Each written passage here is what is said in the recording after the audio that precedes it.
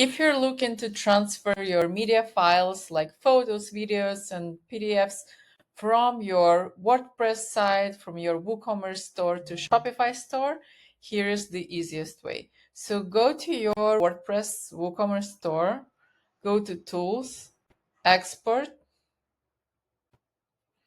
then click Media, and download the export file. Then go back to your Shopify store, make sure to install Woocommerce app, then select import media files. Simply upload the file that you just downloaded from your WordPress store, and then we do the magic.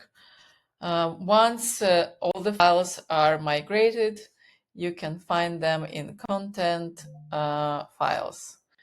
If you have any questions, leave the comments down below or contact us.